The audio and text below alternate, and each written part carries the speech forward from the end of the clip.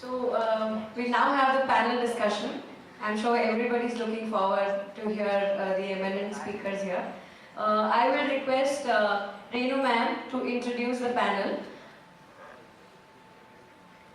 Thanks, Nanda. We had a woman hackathon yesterday, and today I see this panel. Men have invited no women. so we will be conducting panel discussion now, and I request Shailesh Bam from Persistent Technologies.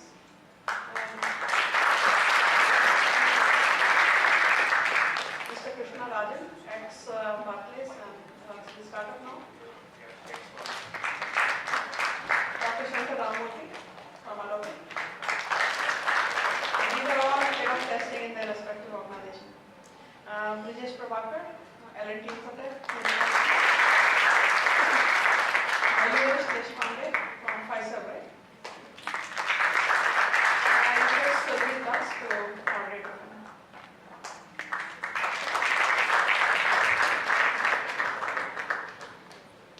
So over to you, Sylvie.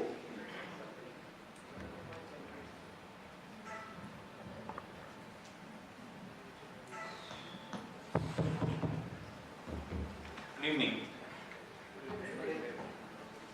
So we have an eminent panel over here. All of these distinguished gentlemen, they have spent years in the industry.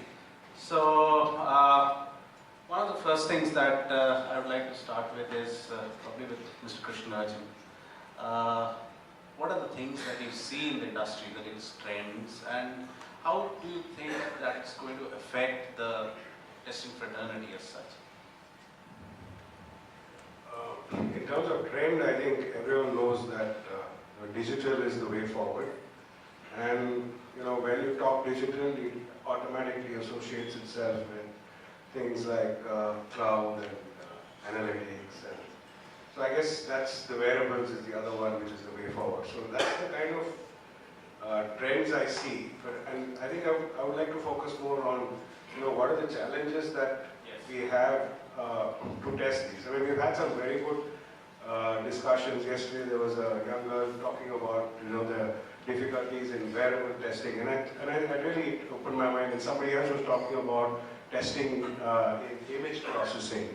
So that's another area. So I think we'll have to move away from the traditional way that we think about testing in terms of there is a requirement, and then there is a specification, and then there is a condition, and then there is a case, and then you bundle it into a scenario. And some of these things are actually history now. And history that way is not very easily forgotten. So my advice to you is to actually forget what you learned through the textbook or the classical method of testing, and actually get into what is really happening, and how do you do smarter testing? How can you test faster? How can you take more risks? I mean, just I'm giving you an example over here. How many of you have used Excel? A lot of you, right? I'm expecting more hands, right? So, what is the percentage of Excel that you probably used? 5-10%. So nobody really knows how much Excel can do. It is all meant for a particular use, right? So similarly, any application today that is built in an era of instant gratification, they are only bothered whether it can do 3 or 4 things for me and it satisfies my requirement. Nobody is willing to wait for an entire project of 6 months for you to deliver something. So agility is what is required today. And therefore, automatically what happens is you should know. I think a lot of you who have heard me before, I've told you about the fishing story, right? I mean, you have to know where to fish. You have to know how to intelligently fish. There is nothing like 100%, like I think Tarun said, 0 defects. I mean, who wants to know about defects? I mean, Nancy said, if there is a defect and which is not a step 1, people will probably find it, report it, and you have the time to fix it. So don't take your job too seriously. Don't test too much. Enjoy your testing, right? Think as a user, think from a customer journey perspective, and what really will impact him or her in their business. And I think you will find it much more rewarding. Think of the new things, like Mr. Cronje spoke about, test environments, the continuous integration, continuous testing. I think these are the things that you should start learning and focus away from this traditional process-driven testing, control-based testing. Nobody really worries about it if you ask me. Thank you. Thank you. I think those were drops of wisdoms. There were a few key things to be underlined over there. He talked about the traditional, the classical, okay, or if you may call it plain and simple, the processes to be done away with. So, Dr. Shankar, do you want to add anything to that? Thank you. So I think I echo Krishna actually. I was talking about the same thing in the morning. Think free, think as a user. That when I said shift up, so you have to think like a user. And the tester of tomorrow has to wear multiple hats. I will call the 6 hats, so then the red hat, yellow hat, the hat of optimism. Now we are wearing a little sadistic hat of finding more and more defects. I understand that, but at the end of the day, I think a business assurance is the key for all this success. So when I was looking at the whole problem, the situational testing or the context testing is more important. So look at the sandarbha, look at the context, look at the project, look at the customer needs, and try to empathize with the customer as a user and be like a user, be a part of the user-based testing. I think wonders will work if that is what we have to give as a solution. You can also let us know if you are thinking right on these lines. But I can see the power of the tester becoming more and more visible in this whole process. The tester of yesterday was more an order taker. Like an order was a set of requirements. And you just have to test the requirements and release the product. But today the tester is in the upstream. Requirement sessions are becoming volatile. Testers are participating in requirement gathering sessions. They're trying to understand the user better. The stories are written like Kanban, no huge documents, as Krishna was saying. It's not process focused. It's more visual. So they see the stories, they can tell what is the type of test case they can write, test case on the fly. And as Krishna was saying, a lot of prediction algorithms are calm, like fishing. You exactly know where the landmine is or the gold mine is, where you can unearth more and more defects. And defect is a gold mine for all of us at this point of time. So you are able to do a predictive, smart, intelligent testing over a period of time, and that is where I think the testers have got a very immense power. That's my first thing. Great. I think all of you, each one of you, deserve a lot of congratulations for the conference that has happened so far, Agile Testing Alliance as well. A lot of you have echoed what these gentlemen have said, because you talked about different ways of testing. You talked about path-breaking new methods, that a lot of you discussed in your sessions.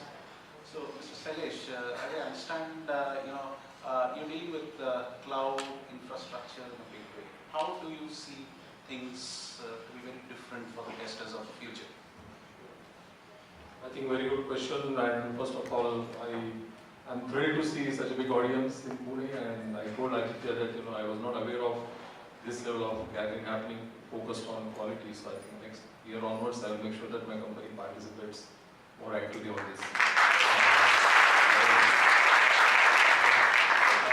So I think coming back to the question, right? A couple of interesting stories that I wanted to share with you. These are some of the experiences that we have, right? Now, traditionally, as said by both of my co-panel members, traditionally the testing has been focused on the requirements, and the tester job itself was kind of assumed to be the somewhere in the down of the life cycle of this whole SDLC, right? So testers, I'm not sure the testers were even involved in the design reviews and all that, right? I mean, basically their job came in only after the requirements and design got finalized, and they were supposed to kind of start from the interfaces that were getting defined, and that's how you are really supposed to develop your test strategy and test environments and all that, right? So that's exactly where the test strategy or the test architect job is to start. But now it is not anymore.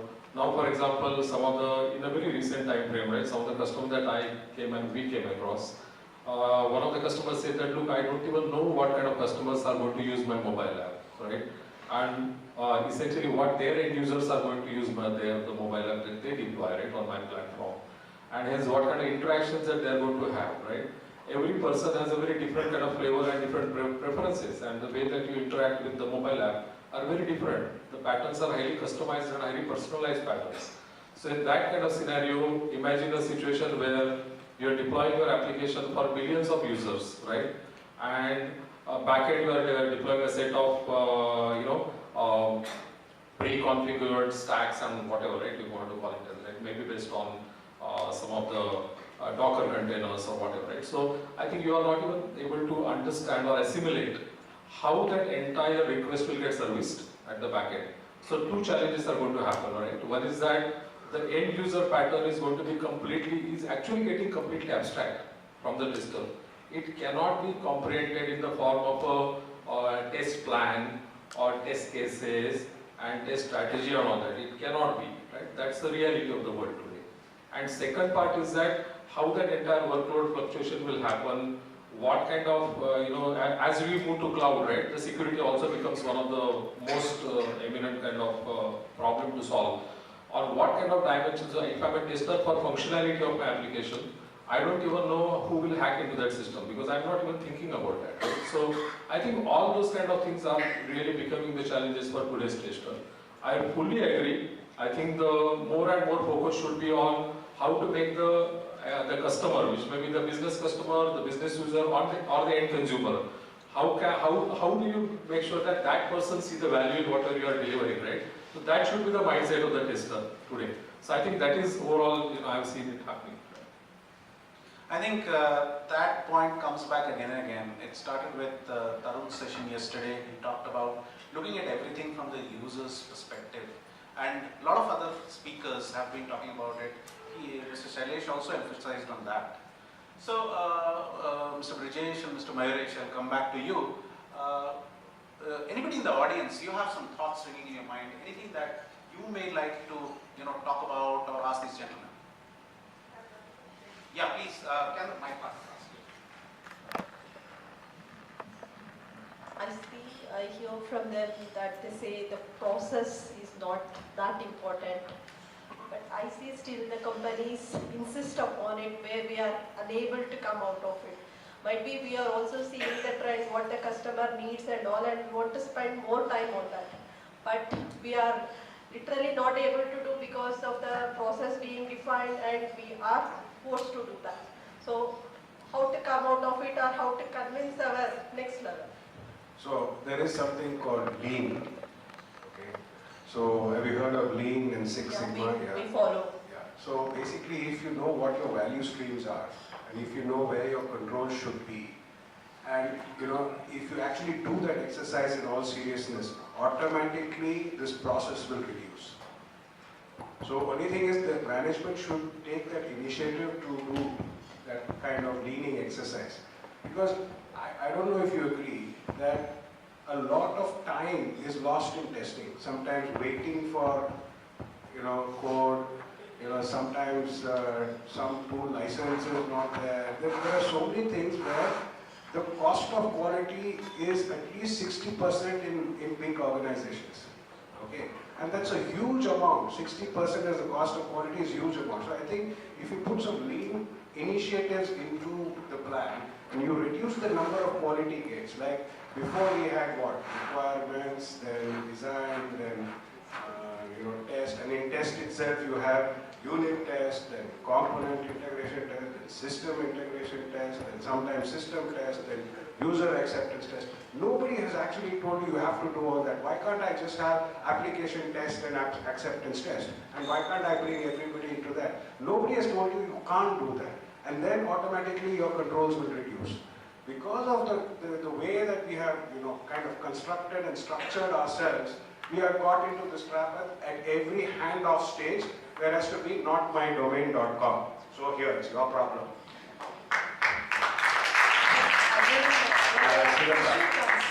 I know you're from Siemens and you've got a lot of regulatory and compliance process. So we're not saying zero process. So I'm trying to help Krishna here. We're not saying zero process. We are saying calibrated process.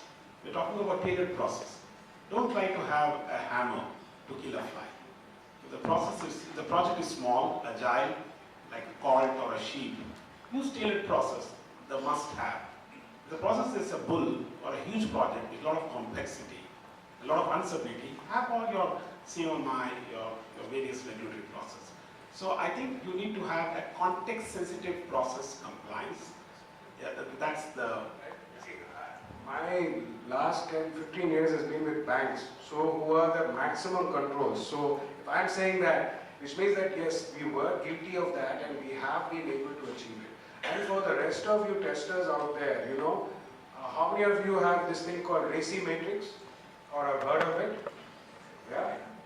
So a lot of people, right? That was one of the foundations of testing. Now I'm saying you make it an AC matrix. Okay. How can you be responsible but not accountable? I don't see a logic in that. If you're responsible for something, you have to be accountable for that. So cut the R and then you make it an AC matrix and you see how good, how effective you can be, how things will work. Any other thoughts? Yes. I have a question. This is though against what these panelists have been discussing, that testers of yesterday would become irrelevant tomorrow. How do you think when the end users are not robots, why the testers would be the robots? It still needs emotional intelligence, and I don't think the robots of today or tomorrow or future can attain that emotional intelligence, and that has a great impact on our human race itself. So how do you think that the testers of today would not have worked tomorrow? So Vijesh would like. I think it's an amazing question. If you actually look at a few things that's happening around the world, nothing to do with testing, yeah? How many of you have heard of Deep Blue? Deep Blue, what does it do? Yeah, but what did it do? What did it really do? It beat the world champion in chess. Now you would assume that it's simple computational things, algorithm, lots of things. Recently, there is a Chinese game called Go. Have you heard of Go? Anybody here? You play Go, I don't. Yeah? And that's an amazing thing because Go needs intuition to win. Feel, yeah? Not logic, yeah? And it beat the world. You had a computer that actually beat a person. So I'm not saying that emotional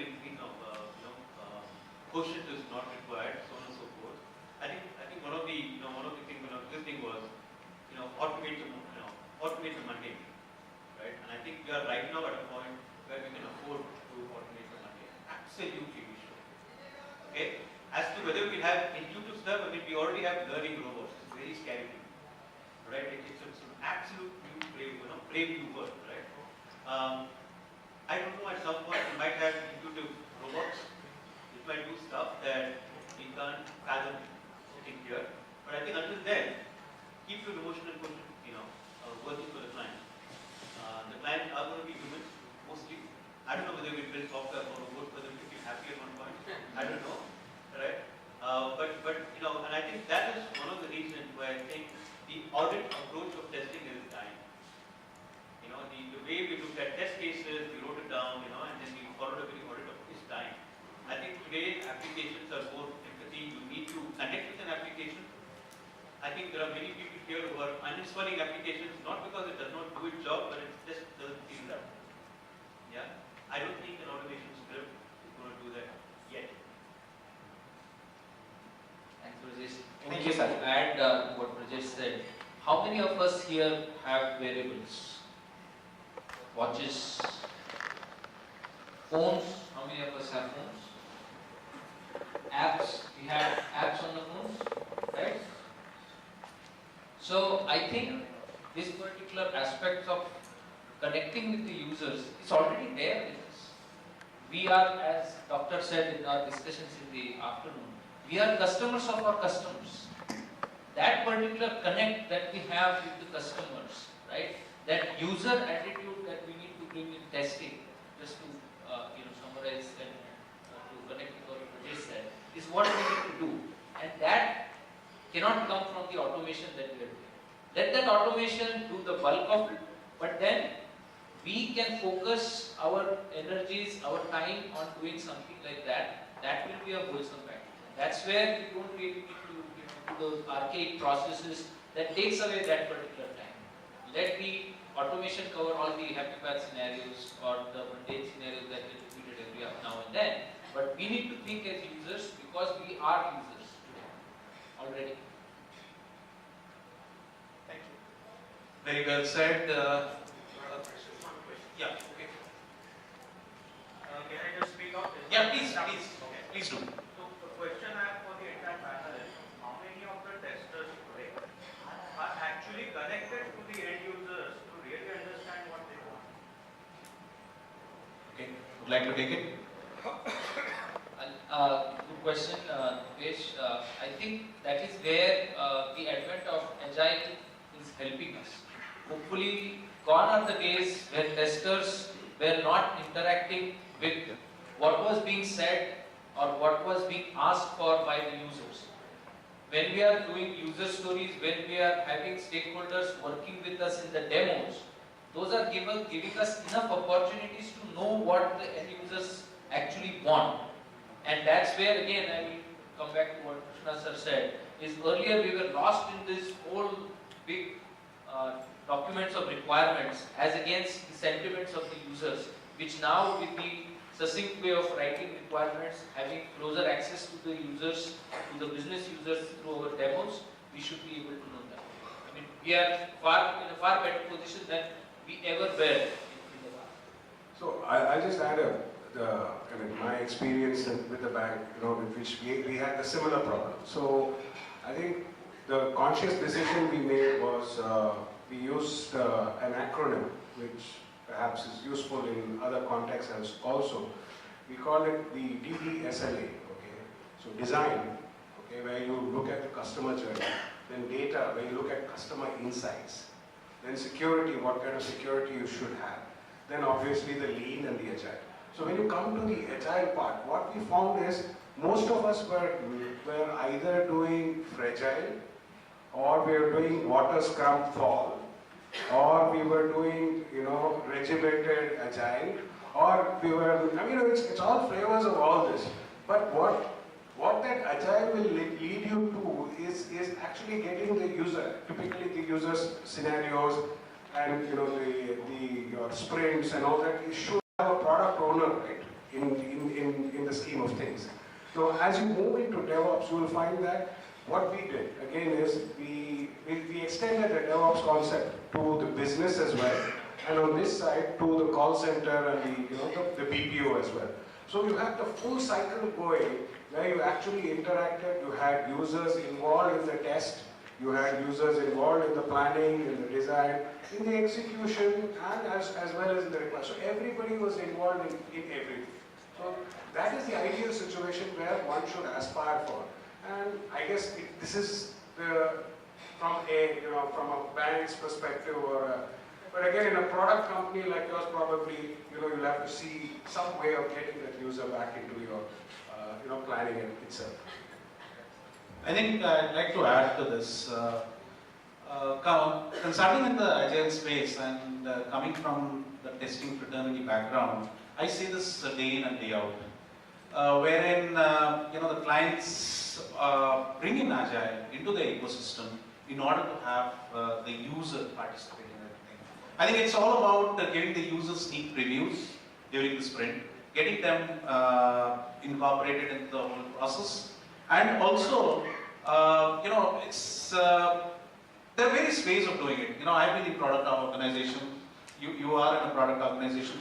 So there are ways and means by which products, the representatives of the products, can always be brought into the scenario for them to have those sneak previews, for them to understand whether whatever is being made or whatever is being tested is the thing that they wanted in the first place. Okay? That is the crux. Can I add something? Yeah. So how many of you have heard of metrics called FLURPS? FLURES. I used to do that.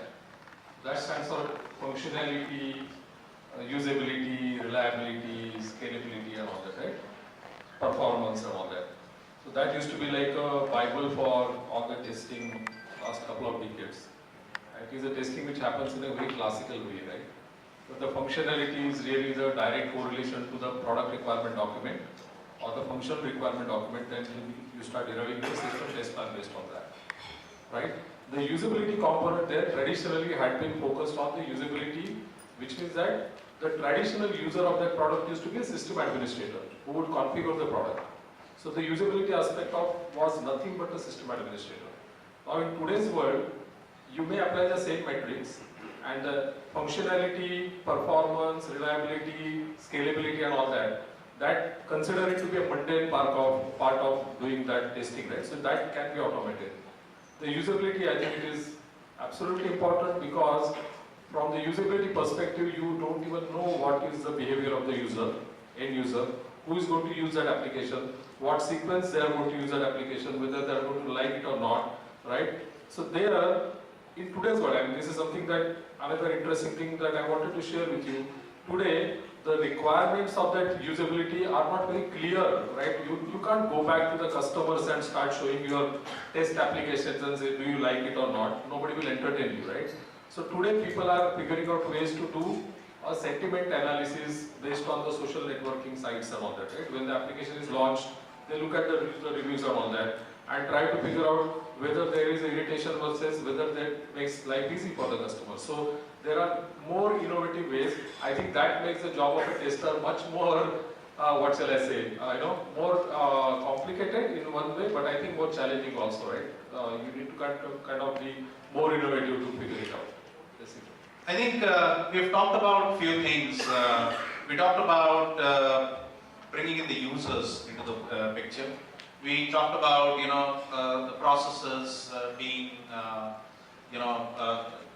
probably managed in a certain way and so on. But along the way, we also talked about Agile. We talked about, of course, when we talk about Agile, there's DevOps, there are a lot of other things. So we talked about automation that come into the picture. Okay, and we were discussing and we were saying that the testers ensure the product, okay, or the application or whatever. So are the testers really insured?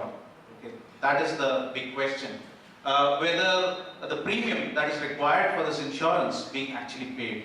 Okay, so let's hear it from probably Mr. Brijesh. No, I think if you look at any industry, right, there is a demand. Right, there is a demand of what people want, consumers want, and there is a supply of what we can service. And in the center are people like us. Right, the market demands quality, and we give it to them in the most optimized way possible. Okay, and the center of it is this fraternity of people in this room and outside who make sure that they get quality. I think what is always left, and I think if you look at what we've always talked in again and again and again, has been the concept of a customer. Right? Notice the customer, empathy, sympathy, all the keys in the world. Yeah? Let me ask you guys, what are your aspirations? What are the tester's aspirations to actually connect with the demand and the supply together? What are your aspirations? Anybody? What is your aspiration? Please. It's a question for you guys. Yeah. Sorry? Become a CEO. All right. I think we should have a CQ over, right? The Chief Quality Officer. Yes. Connecting all stakeholders with information that helps them deliver quality product. All right. Right. Okay. But as a personal person, right? As a personal aspiration. So, for example, if I were to say what is my aspiration, I love cooking as well. So I see Master Chef, okay? So when we talk about Master Chefs and people are cooking and people are competing, correct? There are people sitting on the other side who are judging them. I aspire to be the Master Chef of testers. That would be me. So here is something that we did in NLP, right? I joined NLP very recently, just about a few months. And I wanted to understand the pulse of the people, yeah? Because at the end of the day, I also look at, my team as my customers in some way, right? So we did a survey of all these people, yeah? I've got about 2,600, 2,800 people now. So we did a survey, and I asked them 6 aspirations, right? That, they would like to know, and I think that's the NLP guys put their hands up, thank you. Right? And some startling amazing stuff came in. Yeah, many of them wanted to go on set. Yeah, so yeah, thank you. No, not to winning awards. Right. So, but apart from that, 60% of the people wanted to get trained or learn a new technology. 60% wanted to learn something, right? And I've kind of done this, do this pulse kind of stuff in my previous companies 10 years ago. Training was never a big deal. Everybody wanted to become a role change, become a manager, and have increase their testing team by 500 people, 1,000 people. That used to be our badge of honor, right? I was really fascinated by the keynote speaker today. It was Dr. Gradle. It's something that we're using so much in the world. I don't know if you really understood it, but please do so. Right? So I think the texture of aspirations are changing, and I'm sure you guys agree. Nobody really wants to look at a green screen anymore. Nobody really wants to look at a laptop or a desktop, right? We all want to do the Fitbit testing, the app testing, right? All the really fun stuff. And I really feel, honestly I believe, testing has got a Mother Teresa syndrome. Good to have, not sexy. I'm telling you this with the absolute not sexy. Yeah? Not sexy. We can become that. We can become Deepika and Canada, not me, but you. Yeah? Right? Or the Hrithik Roshans of the world.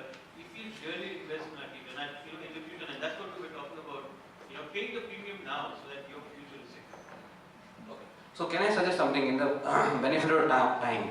Can we make it more interactive, guys? Can we give you audience 5 minutes to ask them questions? Because this kind of an eminent panel, rather your queries will make them more aligned to answer you guys. So we will limit that discussion and make it more interactive. So can I pose first question before we open it to audience? So Shailesh and Brijesh, you were talking about automation skills, and we say that customer experience, usability. Now my question is that when I play, I don't have any games on my mobile. I don't know how many of you have, but I really don't have. My daughter loves to play games. All younger generation love to play game. Now when somebody asks to test me a game and I really don't play a game, can I be a good tester? I don't know, I think I'm not. So my first question here is from the usability perspective, how do we get this customer experience to the audience? How can testers become real customers in today's world? That is my first question, okay? Second question I think is that comes to my mind often is obviously related to automation skills. We have gone through, and I completely agree what Scal talked about Gradle. How many of you heard Gradle before? That is 20%, less than 20% audience, right? And we talk about automation skills, and we did an analysis, 3% of the entire testing population knows automation. Now how do we, Brijesh, overcome this challenge of getting the testing community get into automation? So there are two distinct questions, guys. Alright, so let me ask a simple question here, right, in the interest of interaction. How many of our automation testers here? Wonderful. Alright, I have made a promise to myself, in L&T, I will not hire an automation tester. I will not hire an automation tester after August. Okay, so a promise that I made to myself when I joined. The way we're going about doing that is by putting people through coding for 2 hours every single day. They don't learn Selenium by then. They're actually learning Java first. Okay, they start with public static void main args. Yeah, that's how we start. 2 months and 2 weeks of Selenium training. So that probably will answer your question. My dream basically is to have 40% of my team doing testing.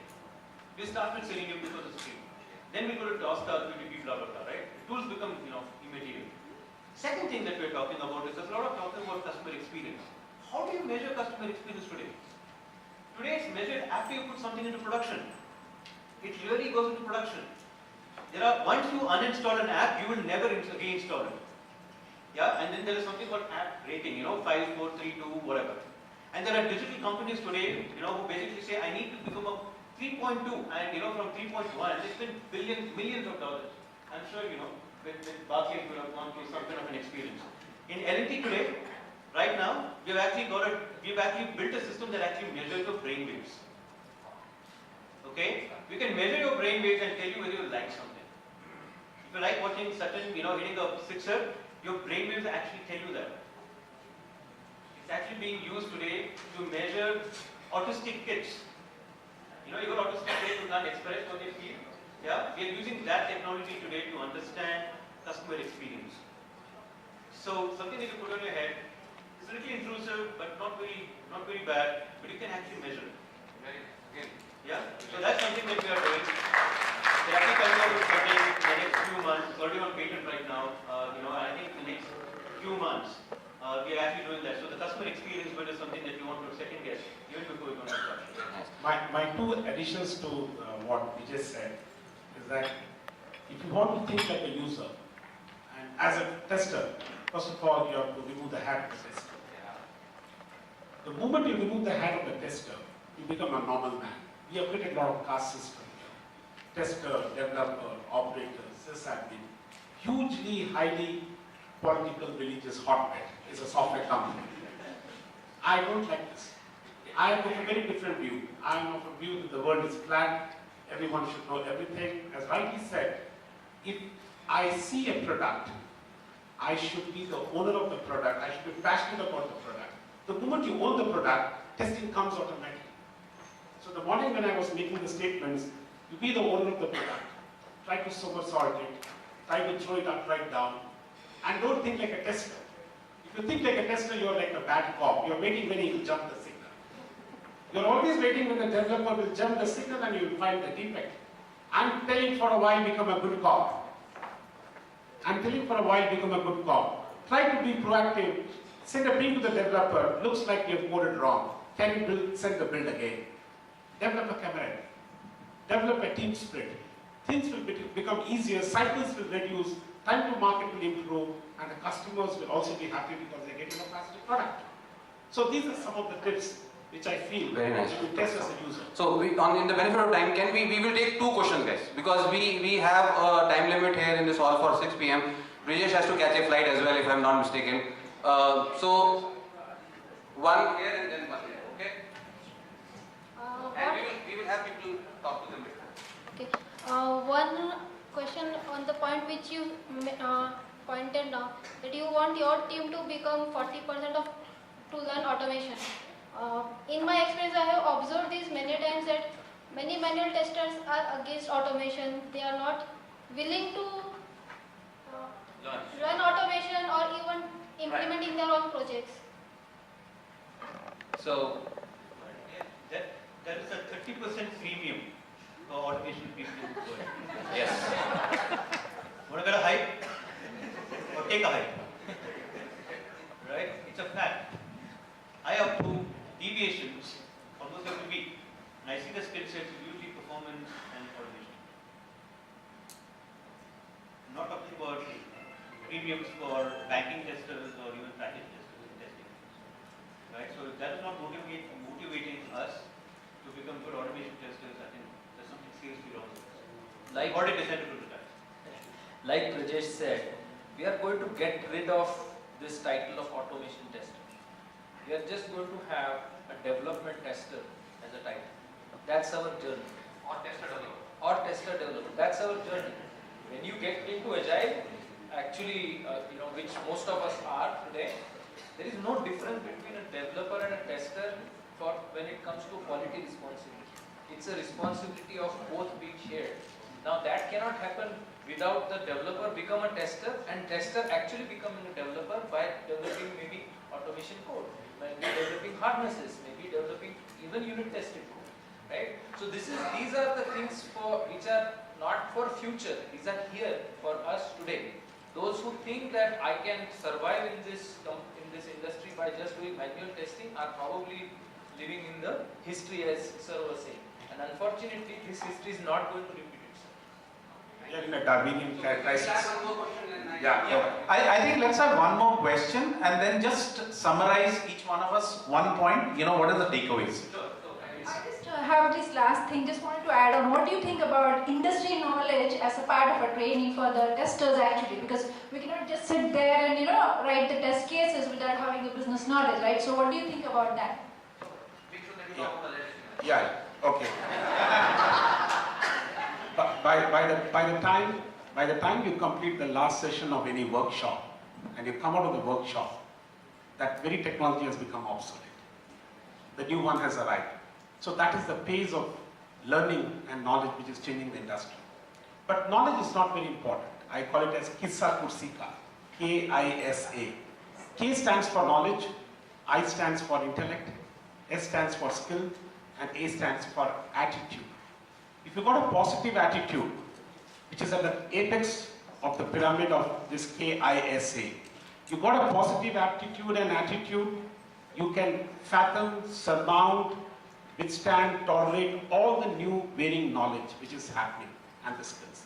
But you should be like a child. Ability to absorb anything, learn anything, don't create titles, don't defend it, don't become secure or insecure about titles. Just be a free form of child. Try to fly without wings, try to walk without a ground, and just try to absorb. And I as a tester or as a developer tester or a software release engineer, I think success will be there. The more you try to bracket yourself, the more you try to compartmentalize yourself, I think you have got a lot of pressure.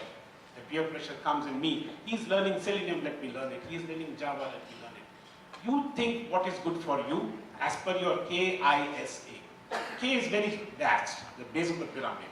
I is very less, the top of the pyramid. Skills, little less. Everyone can't do everything. You are different from others.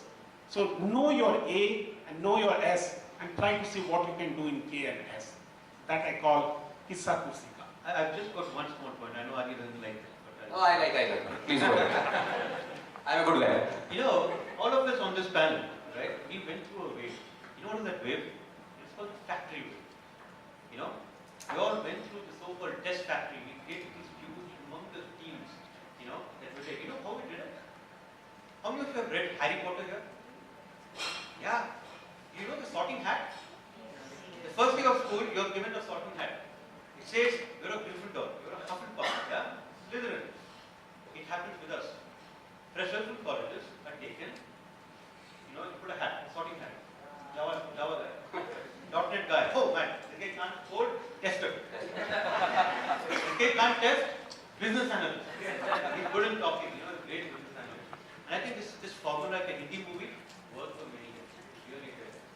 People like us, I don't know, but not me, but the other four guys, they made a lot of money. We really made a lot of money. Actually, not for us, but for our company. Yeah, it works. But the world has changed. We never, when you got a tester into the company, we never spoke of, you know, empathy. What do you call them? ISTP. You crack ISTP, CST, you are king. Otherwise, you will talk to. That world has changed.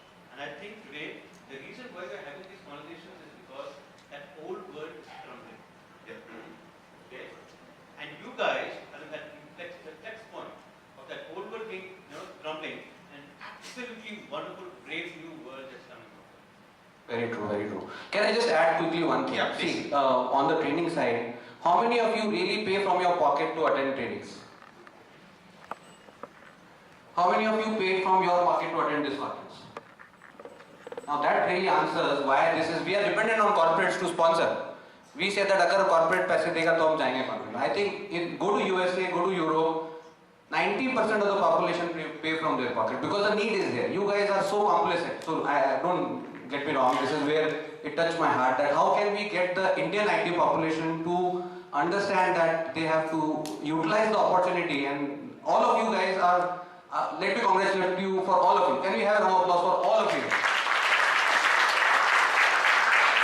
Because you have learned 2 days, so many tracks. I don't think any training company can give you that, right? Is that okay?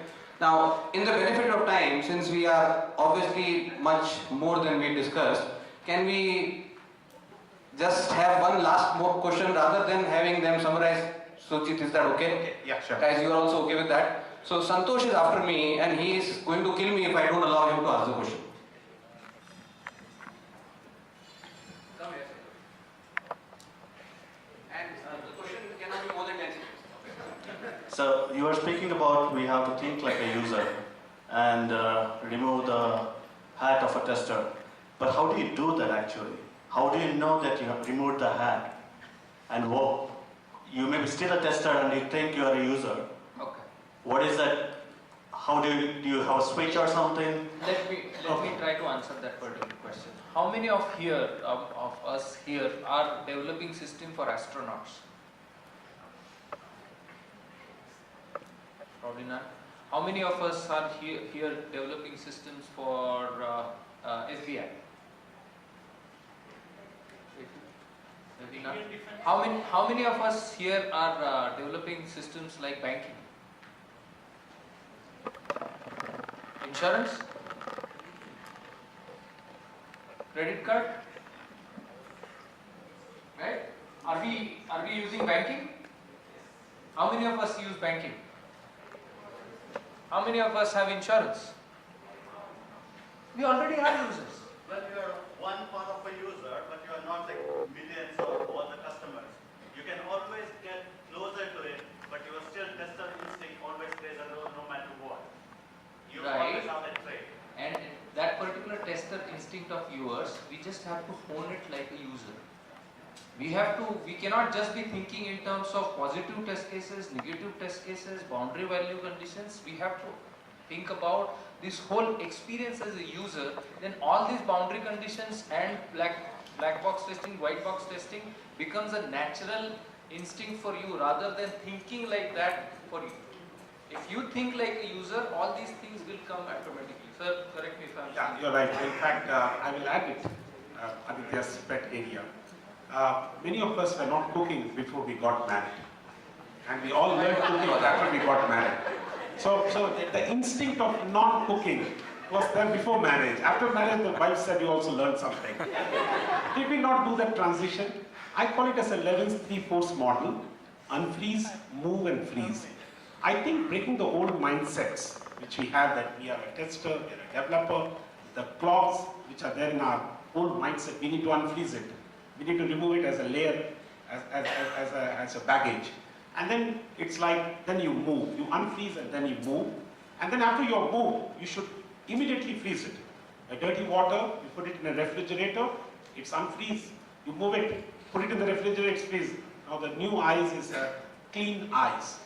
So moving from an old bad ice to a clean ice is what the Levin's 3-force model. Unfreeze, move, and freeze. So if that has happened for a physical object, what if for an object in flesh and blood? We can change. Well, it's easier said than done, because in that way depression could be solved easily by a person. It's a medical situation as well. And I think that, okay, it takes practice to get there. Not easily. Okay, in the benefit, I have taken the moderation right. Can I just please one? I think the question is really very valid, right? I mean, definitely I don't want to undermine that question, but it is not a very easy job to represent yourself as a business user. But the only good side of it is that there are a lot of, say for example, social media. A lot of things are available there, right? How you can go there and you can actually read the information if you really want to spend time and understand how the business user is going to use that product. A lot of community forums are available, right? A lot of users write their reactions on social media. You can look at that. There are a lot of other articles which are available. So you can use all of that to imitate or to kind of conceptualize who is going to be the user. It is not going to be very easy, difficult, but having said that, yes, there are avenues available. So to just summarize, Santosh, you are trying to say that testing intuitiveness is important, right? The last point, what he mentioned about imitation is what I can buy. Okay. But the other things are very hard for me to. So okay, so we see the debate. There are so many questions and so many debates, which I feel that we may require more time. So in the benefit of what we are trying to do, we want to close this out here. Adi, I think you can close on the note that you started with about one of the basic qualities of tester, which may answer Santosh's question with what John started with, the questioning. Question yourself. Question yourself, question everything, and you will find your way through. So that is what we need. So brilliant. I think that summarizes this, and with that, can we have a big round of applause for it? Thank you, Krishna. Thank you all. I think this session was really the icing on the cake, because whatever we were doing for last 2 days, and if we come back to the first keynote, and that summarizes the end eminent panelists out here, one big round of applause for all of them once again. Can I call Scal to please felicitate our eminent panelists, please?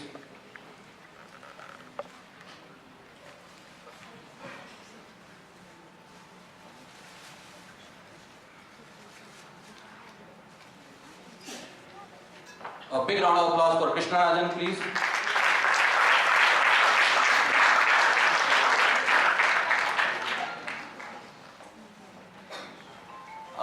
Super round of applause for Brijesh.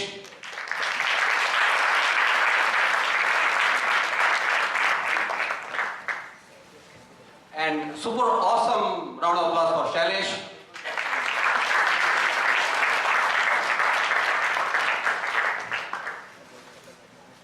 And super duper, again, big round of applause for Mayuresh.